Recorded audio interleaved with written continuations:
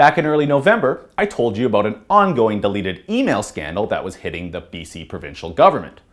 But unlike the rest of the media party, I gave you the other side of the story. Here, check it out. Another deleted email scandal is hitting Canadian politics.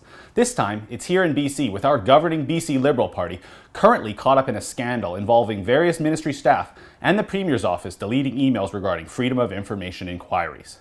Now, this all started back in 2012 upon an investigation into the Ministry of Health's firings of 7 researchers, and this is where the first evidence of FOI requests being deleted was uncovered. Then again during the Yoga on the Bridge controversy this past summer. Finally, and most recently, the BC Privacy Commissioner released a report suggesting BC Liberal staffers deleted emails requesting information of the Highway of Tears investigation. Now you can read a dozen or so news stories on this from the media party all saying the same thing. But for me, you know what came to mind as soon as I heard the term deleted emails? The Ontario gas plant scandal under the McGuinty and Wynne Liberals. We know all about that scandal, how it was purely politically motivated, how it cost taxpayers $1 billion, never mind the cover-up and criminal investigation that ensued. But you might be thinking, okay Christopher, interesting similarities, but well, what do these stories have to do with each other?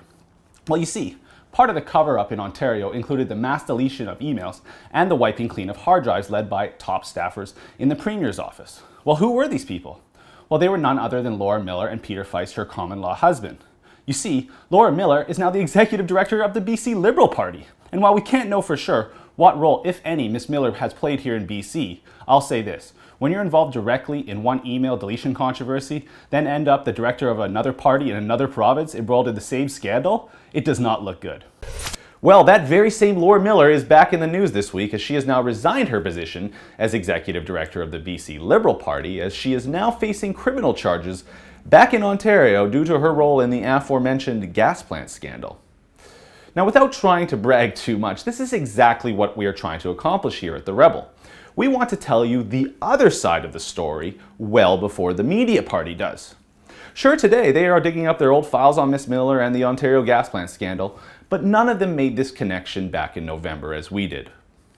Beyond that, I for one am happy Miss Miller is gone, and I hope she never comes back.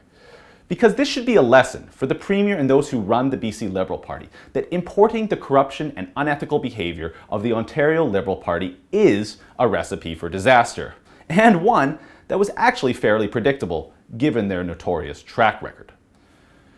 Moving on, this week there was also some disappointing news on the LNG front here in BC. As you may know, our province is currently struggling to get an LNG export industry off the ground. Between record low natural gas prices and incredible competition around the world, we have yet to see the Premier deliver on her election promise to build a vibrant industry. And this week it was given another blow as the small Tawasin First Nation rejected a proposed LNG facility on their land in a close vote on Wednesday evening.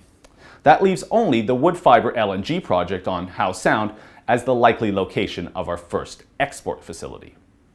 Finally, on Thursday, Prime Minister Justin Trudeau visited Vancouver City Hall and held a press conference alongside Vancouver Mayor Gregor Robertson, where they literally announced nothing.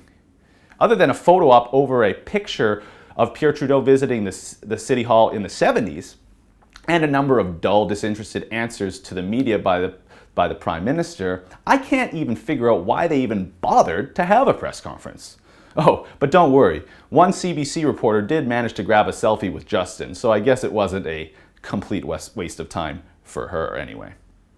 For TheRebel.Media, I'd like to wish you and yours a very Merry Christmas and Happy New Year. I'm Christopher Wilson.